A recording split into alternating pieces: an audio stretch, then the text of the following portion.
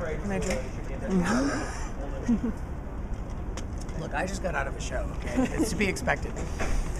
So music, what do you have? I wanted to talk about the experience for the Waiting for Superman video, 0x0, whatever you've got, share. Well, the Waiting for Superman video was very interesting by how banal it was. I'd met Daughtry a few years ago because I know Randy Jackson and that whole kind of universe.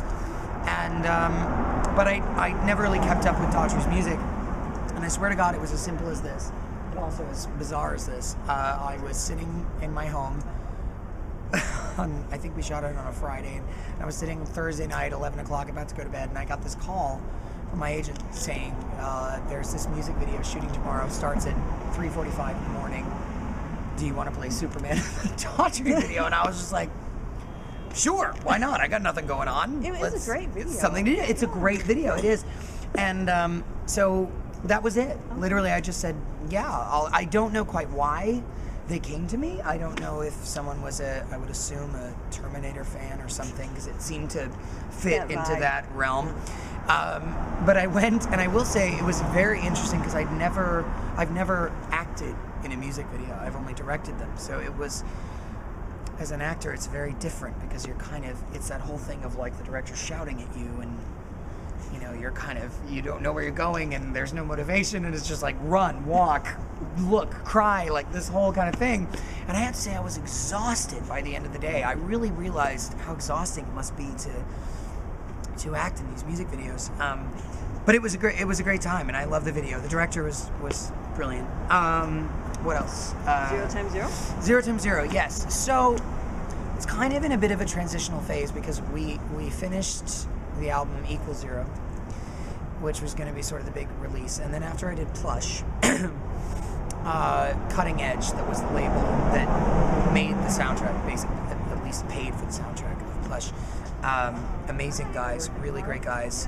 And with Nick Launay and Ming Vaz, we sort of started talking about 0x0 signing with them, and we sort of off the table are at this point, and it's great because they're a label that they sell music to films and TV shows, which is kind of, our stuff is very cinematic.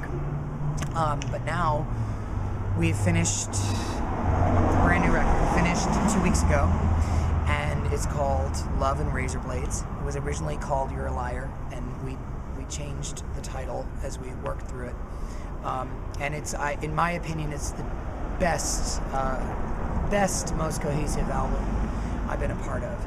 And in a week and a half, we're premiering the first single, which is called Liar. So that'll be on Vimeo and YouTube and a bunch of other stuff. And hopefully shooting my first video for a track called Superstitions. It's very industrial, very electronic, very aggressive, but still very classical.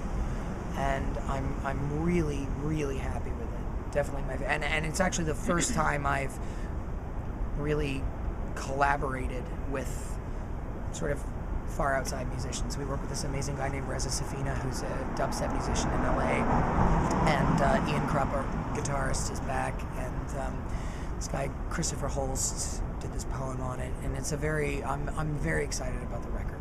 So there's going to be a lot of tweeted weird stuff coming out. That's coming. About it. It's coming very imminently. Imminently. Okay. And your own music? For the longest time you had an album that was actually going to come out, and then it didn't come out, your follow-up to Cyanotic? Well, that was =0. Okay. That was and always... so what's happened to that?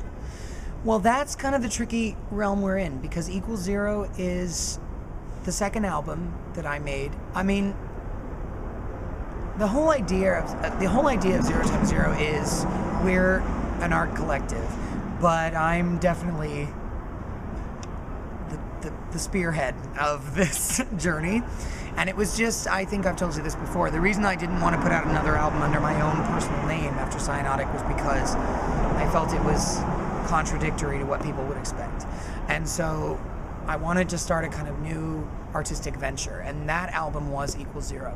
But what's happened now is and this might sound arrogant, but the new album I think is so good that the labels and everyone involved have wanted this to come out first. So whether that means we remix or replay with the previous album, it will be released at some point. Okay. But I'd say Love and Razor Blades is what's coming out.